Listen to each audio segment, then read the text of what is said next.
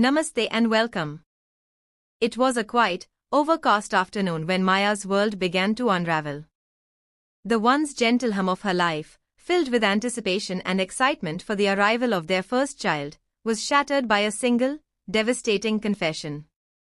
"I'm sorry, Maya," Arav said, his voice barely a whisper. "I can't do this anymore. I'm leaving." Maya's heart skipped a beat as she stood in their small, sunlit kitchen, her hand instinctively moving to her rounded belly. The words hung in the air, heavy and unforgiving, echoing against the walls that had once been filled with laughter and love. "Leaving? What do you mean, Arav?" she asked, her voice trembling, eyes wide with disbelief. "We're about to have a baby, our baby." Arav turned away, unable to meet her gaze. His shoulders slumped as if the weight of his own admission was too much to bear. "I've been seeing someone else," he confessed. "It's Ria, my first love. We reconnected, and I realized I never truly got over her." The ground beneath Maya seemed to shift. Ria.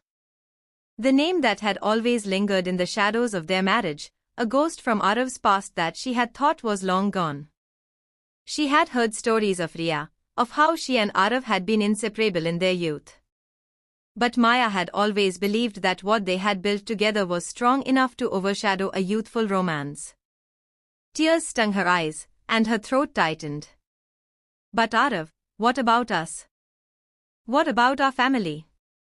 He finally turned to face her, his eyes filled with guilt and a sorrow that mirrored her own. "I'm sorry, Maya. I've tried to fight these feelings, but they're too strong. I never meant to hurt you, but I can't stay in a marriage where my heart isn't fully present." Maya's knees weakened, and she sunk into the nearest chair, her hand clutching her belly as if to shield their unborn child from the pain of this moment.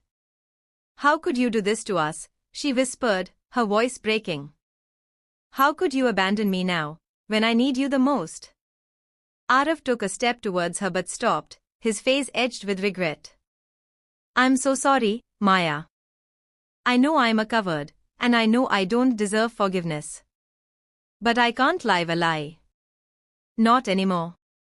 The silence that followed was deafening, broken only by the sound of Maya's quiet sobs. Arav reached out as if to comfort her, but she recoiled, wrapping her arms protectively around herself. "Just go," she said finally, her voice steady despite the tears streaming down her face. "If you've made your choice, then leave.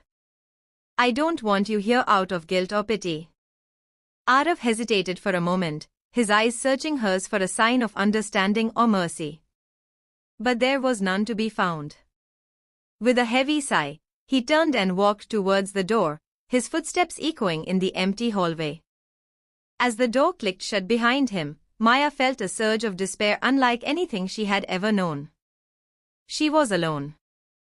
Alone to face the fear and uncertainty of pregnancy, alone to bear the weight of a broken heart. Days turned into weeks, and Maya found herself navigating a strange new world, one where the future she had once envisioned was now a distant, fading dream. The mornings were the hardest, waking up to an empty bed and the cold realization that Arav was never coming back. She found solace in the small kicks and movements of the baby growing inside her, a reminder that she was not entirely alone. But the nights were cruel, filled with memories of the life she thought they would have together.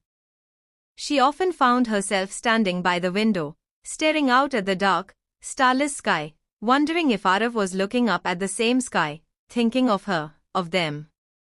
Months passed, and Maya slowly began to rebuild her life. She took solace in the small things, a warm cup of tea, the feel of the sun on her face, the support of her family and friends who rallied around her in her time of need. She found strength in her growing belly, in the promise of new life. She realized that, despite the pain, she was not broken. She was a mother, and she would give her child all the love and support they needed. One rainy evening, as she sat alone in the nursery, folding tiny baby clothes, she felt a sudden, sharp pain. Panic gripped her, but she quickly composed herself, breathing through the contractions as she reached for her phone. Within minutes, her best friend, Asha, was by her side, helping her into the car and rushing her to the hospital. The hours that followed were a blur of pain and exhaustion, but through it all, Maya remained focused, determined. And then, after what felt like an eternity, she heard the first cry of her baby, a sweet, piercing sound that filled the room with hope. Tears of relief and joy streamed down her face as the nurse placed the tiny, wriggling bundle into her arms. "It's a girl," the nurse said softly, smiling. Maya looked down at her daughter, her heart swelling with an overwhelming love she had never known before. She was beautiful, perfect, a new beginning. In that moment, Maya knew that she would be okay. She would be more than okay. She had found a new purpose, a new reason to fight, to love, to live. As she cradled her daughter in her arms, Maya whispered softly, "I promise, I will always be here for you. I will never leave you, no matter what." And with that, she closed her eyes, letting the warmth of her daughter's tiny body seep into her own, feeling, for the first time in months, a sense of peace.